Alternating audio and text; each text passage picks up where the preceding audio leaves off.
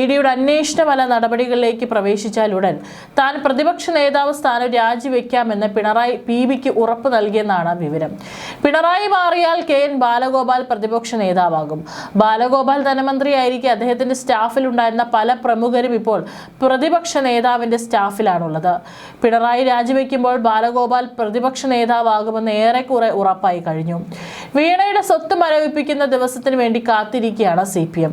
CMRL Exalogic പണമിടപാട് കേസിൽ പ്രതിപക്ഷ നേതാവ് പിണറായി വിജയന്റെ മകൾ വീണ വിജയന്റെ സ്വത്ത് കണ്ടുകെട്ടാൻ എൻഫോഴ്സ്മെന്റ് ഡയറക്ടറേറ്റ് തീരുമാനിച്ചതും കഴിഞ്ഞ ദിവസമാണ്. ഇതിനുള്ള നടപടിക്രമങ്ങൾ കൊച്ചി ED ഓഫീസിൽ അവസാന ഘട്ടത്തിലാണ്. കേസിൽ ഉൾപ്പെട്ട CMRL അധികൃതരുടെയും സ്വത്ത് കണ്ടുകെട്ടിയേക്കും. കഴിഞ്ഞ ഡൽഹി യാത്രയിൽ കേന്ദ്ര സർക്കാരിലെ ചില പ്രമുഖരെ പിണറായി നേരിൽ കാണാൻ ശ്രമിച്ചെങ്കിലും നടന്നില്ല. അതിനു മുമ്പ് തന്നെ പിണറായിക്കെതിരെ നടപടി വരുമെന്ന് കേന്ദ്ര സർക്കാരിന് അറിയാമായിരുന്നു.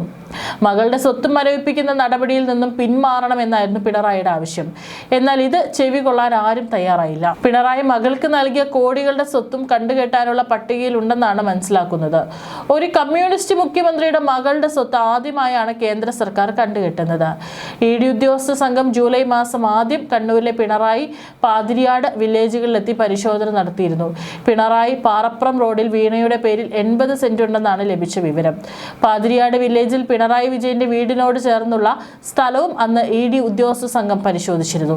ഇതും വീണയുടെ പേരിലുള്ളതാണെന്നാണ് സൂചന. നേരത്തെ വീണ വിജയന്റെ 1.5 ലക്ഷം രൂപയുടെ ബാങ്ക് അക്കൗണ്ട് മരവിപ്പിച്ചിരുന്നു. CMRL കമ്പനിയിൽ ആദായ നികുതി വകുപ്പ് 2019 ജാനുവരിയിൽ നടത്തിയ പരിശോധനയിൽ ഏകദേശം 130 കോടി രൂപയുടെ വ്യാജ ചെലവുകൾ കണ്ടെത്തിയിരുന്നു. ഇതിൽ വീണയുടെ എക്സാലോജിക് കമ്പനിക്ക് IT കൺസൾട്ടൻസി സേവനങ്ങളുടെ പേരിൽ നൽകിയ 2,78,00,000 രൂപയുടെ വ്യാജ പേയ്മെന്റുകളും ഉൾപ്പെടും. പിണറായിയുടെ സ്വാധീന ഫലപ്രാപ്തിയിൽ എത്തും മുമ്പ് കേസിൽ അന്വേഷണം വേഗത്തിലാക്കാനും കടുത്ത നടപടികളിലേക്ക് നീങ്ങാനും എൻഫോഴ്സ്മെന്റ് ഡയറക്ടറേറ്റ് ദക്ഷിണ മേഖലാ മേധാവിയും സ്പെഷ്യൽ ഡയറക്ടറുമായ പ്രശാന്ത് കുമാർ നിർദ്ദേശം നൽകിയിട്ടുണ്ട്. വേണ്ടി വന്നാൽ അറസ്റ്റിലേക്ക് കടക്കാനാണ് നിർദ്ദേശം. ഒരു കാരണവശാലും കേന്ദ്ര സർക്കാർ വീണ കേസിൽ ഇടപെടില്ല. പിണറായിയുടെ തനി നിറം പുറത്തു കൊണ്ടുവരണമെന്ന ആഗ്രഹമാണ് കേന്ദ്രത്തിനുള്ളത്. CMRL എക്സാലോജിക് കേസിൽ അന്വേഷണം ഒന്നാം പിണറായി വിജയൻ സർക്കാരിലേക്കും വ്യാപിപ്പിക്കാൻ എൻഫോഴ്സ്മെന്റ് ഡയറക്ടറേറ്റ് തീരുമാനിച്ചു. വീണയ്ക്ക് CMRLുമായി കരാർ തരപ്പെട്ടത് എങ്ങനെ എന്നതിനെ കുറിച്ചും അന്വേഷണം നടത്തും. പിണറായി സർക്കാർ ഭരിച്ചിരുന്ന കാലത്ത് CMRLന് എന്തെങ്കിലും വഴിവിട്ട സഹായങ്ങൾ ലഭിച്ചിട്ടുണ്ടോ എന്നും പരിശോധിക്കും. വീണയുടെ മൊഴികളിൽ ഇപ്പോഴും പൊരുത്തക്കേടുകൾ ഉണ്ടെന്നും ED വ്യക്തമാക്കുന്നു. CMRL എക്സാലോജിക് കേസുമായി ബന്ധപ്പെട്ട് 2 വട്ടമാണ് നിലവിൽ പ്രതിപക്ഷ നേതാവായ പിണറായി വിജയന്റെ മകൾ കൂടിയായ വീണയെ ED ചോദ്യം ചെയ്തത്. ഒടുവിലത്തെ ചോദ്യം ചെയ്യൽ 9 മണിക്കൂറാണ് നീണ്ടത്. ചോദ്യം ചെയ്യലിൽ വീണയുടെ മൊഴികളിൽ പൊരുത്തക്കേടുകൾ ഉള്ളതായി ED കണ്ടെത്തിയിട്ടുണ്ട്. അതിനാൽ ഇവരെ ആവശ്യമെങ്കിൽ വീണ്ടും ചോദ്യം ചെയ്യാൻ വിളിപ്പിക്കും. CMRLും എക്സാലോജിക്കും തമ്മിൽ എങ്ങനെ കരാറിലെത്തി എന്നതാണ് ED മുന്നോട്ട് വയ്ക്കുന്ന വ്യക്തമായ മറുപടി നൽകാൻ വീണയ്ക്ക് കഴിഞ്ഞിട്ടില്ല. മാത്രമല്ല CMRൽ നിന്ന് ലഭിച്ച 2,78,00,000 രൂപ എങ്ങനെ വിനിയോഗിച്ചു എന്നതിനെ കുറിച്ച് വീണയ്ക്ക് വ്യക്തമായ മറുപടിയില്ല. CMRലും എക്സാലോജിക്കും തമ്മിൽ ഏത് സാഹചര്യത്തിലാണ് കരാറിൽ ഏർപ്പെട്ടതെന്ന് കണ്ടെത്തേണ്ടതുണ്ട്. ഈ സാഹചര്യത്തിലാണ് ഒന്നാം പിണറായി സർക്കാരിലേക്ക് കൂടി അന്വേഷണം നീങ്ങുന്നത്. ആ കാലത്ത് CMRലിന് എന്തെങ്കിലും വഴിവിട്ട സഹായം സർക്കാരിൽ നിന്ന് ലഭിച്ചോ എന്നാണ് അന്വേഷിക്കുക. അങ്ങനെ സഹായം ലഭിച്ചിട്ടുണ്ടെങ്കിൽ അതിന്റെ പ്രത്യുപകാരമായാണോ കരാർ ലഭിച്ചതെന്നും അന്വേഷണ ഏജൻസി പരിശോധിക്കും. വീണയുടെ സ്വത്ത് വിവരങ്ങളെ കുറിച്ച് മീഡിയ അന്വേഷണം നടത്തും. CMRൽ ഒരു സേവനം എക്സാലോജിക്ക് നൽകിയിട്ടില്ല. ഇല്ലാത്ത സേവനത്തിനാണ് വീണ പണം കൈപ്പറ്റിയിട്ടുള്ളത്. ഇത് എന്തിനായിരുന്നു എന്നാണ് ED അന്വേഷിക്കുക. CMRലിലെ ഏതെങ്കിലും തരത്തിലുള്ള സേവനങ്ങൾ നൽകിയതായി തെളിയിക്കുന്ന രേഖകളൊന്നും ഹാജരാക്കാൻ വീണയ്ക്ക് കഴിഞ്ഞിട്ടില്ലെന്നും ED ചൂണ്ടിക്കാട്ടുന്നു. CMRL പ്രതിനിധികളുമായി നേരിട്ടായിരുന്നു ചർച്ചകൾ നടത്തിയതെന്നും അത്തരത്തിലുള്ള ഗൈഡൻസുകളാണ് നൽകിയതെന്നുമാണ് വീണയുടെ മൊഴി. എക്സാലോജിക് എന്ന കമ്പനി നിലവിൽ പ്രവർത്തനക്ഷമമല്ലാത്തതിനാൽ അത്തരം സേവനങ്ങൾ സംബന്ധിച്ച് കൂടുതൽ രേഖകൾ കൈവശമില്ലെന്നും അവർ വിശദീകരിച്ചു. എന്നാൽ ഇല്ലാത്ത സേവനത്തിനാണ് പണം കൈമാറിയതെന്ന സീരിയസ് ഫ്രോഡ് ഇൻവെസ്റ്റിഗേഷൻ ഓഫീസിന്റെ കണ്ടെത്തലുകളെ ശരിവെക്കുന്ന നിഗമനങ്ങളിലേക്കാണ് EDയും നീങ്ങുന്നത്. CMRലിൽ നിന്ന് 1,72,00,000 രൂപ വീണയിലേക്കും എക്സാലോജിക്കിലേക്കും എത്തിയതിന്റെ വിനിയോഗം സംബന്ധിച്ചും കൃത്യമായ വിവരങ്ങൾ കൈമാറാൻ അവർക്ക് കഴിഞ്ഞിട്ടില്ല. കൂടാതെ CMRലിന്റെ അനുബന്ധ സ്ഥാപനമായ EICPL വീണയുടെ കമ്പനിക്ക് നൽകിയ വായ്പയെക്കുറിച്ചുള്ള ചോദ്യങ്ങൾക്കും വ്യക്തമായ മറുപടി ഉണ്ടായിരുന്നില്ല.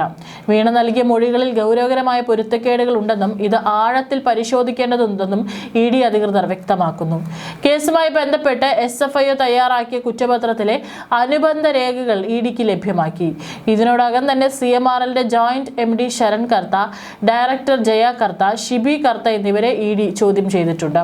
അടുത്തിടെ നടത്തിയ റെയ്ഡിന് പിന്നാലെ മരവിപ്പിച്ച 242 അക്കൗണ്ടുകളിലെ 18.36 കോടി രൂപ കണ്ടുകെട്ടാനാണ് ED നിലവിൽ നീക്കം നടത്തുന്നത്. മരവിപ്പിച്ച അക്കൗണ്ടുകളിൽ ഒന്ന് വീണ വിജയന്റേതാണ്. HDFC ബാങ്കിലെ ഈ അക്കൗണ്ട് ഉൾപ്പെടെ ED കണ്ടുകെട്ടൽ നടപടികളിലേക്ക് നീങ്ങും. ഇതിനായി വരും ദിവസങ്ങളിൽ അഡ്ജുഡിക്കേറ്റിംഗ് അതോറിറ്റിക്ക് ED ഔദ്യോഗിക റിപ്പോർട്ട് നൽകുകയും കൂടുതൽ നിയമ നടപടികളിലേക്ക് നീങ്ങുകയും ചെയ്യും.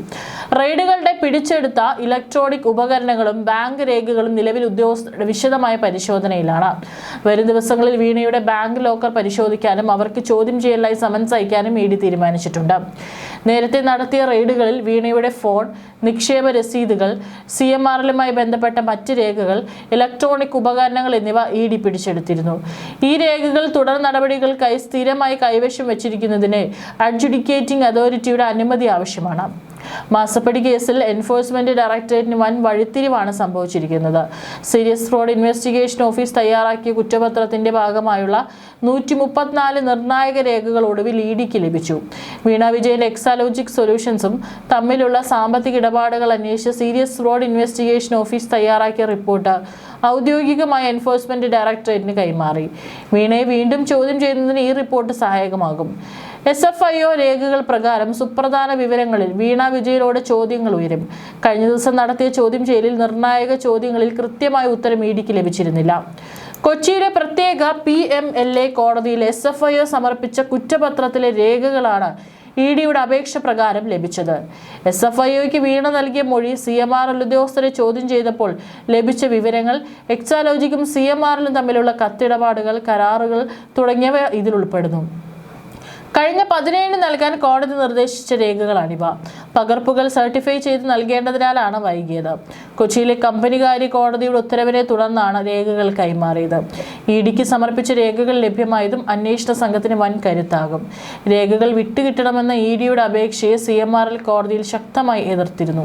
എന്നാൽ ഈ തടസ്സവാദങ്ങളെല്ലാം തള്ളിക്കൊണ്ടാണ് രേഖകൾ കൈമാറാൻ കോടതി ഉത്തരവിട്ടത്. ഉത്തരവുണ്ടായിട്ടും രേഖകളുടെ സാക്ഷ്യപ്പെടുത്തിയ പകർപ്പുകൾ EDക്ക് ലഭിക്കാൻ നേരിട്ട കാലതാമസം അന്വേഷണത്തെ മുമ്പ് പ്രതിസന്ധിയിലാക്കിയിരുന്നു. ഒടുവിൽ രേഖകൾ കൈപ്പറ്റിയതോടെ അന്വേഷണം ദ്രുതഗതിയിലാക്കാനാണ് EDയുടെ നീക്കം. പുതുതായി ലഭിച്ച 134 ഡിജിറ്റൽ സാമ്പത്തിക രേഖകളും തെളിവുകളും മുൻനിർത്തിയാണ് കൊച്ചിയിൽ രണ്ടാം ഘട്ട ചോദ്യം ചെയ്യൽ നടക്കുന്നത്. ആദ്യഘട്ടത്തിൽ നൽകിയ മൊഴികളും ഈ രേഖകളും തമ്മിൽ ഒത്തുനോക്കി വീണയെ വിശദമായി ചോദ്യം ചെയ്യാനാണ് അന്വേഷണ സംഘത്തിന്റെ തീരുമാനം. ഇത് വീണ വിജയന് വരും ദിവസങ്ങളിൽ കൂടുതൽ പ്രതിസന്ധി സൃഷ്ടിച്ചേക്കും. CMRL എക്സാലോജിക് സാമ്പത്തിക ഇടപാടുകളുമായി ബന്ധപ്പെട്ട കള്ളപ്പണ വെളുപ്പിക്കൽ കേസിൽ എൻഫോഴ്സ്മെന്റ് ഡയറക്ടറേറ്റ് നീക്കങ്ങൾ കരുതലോടെയാണ്. ലഭ്യമായ മുഴുവൻ മൊഴികളും രേഖകളും വിശദമായ വിശകലനത്തിന് വിധേയമാക്കുകയാണ് ആദ്യ ചുവട്.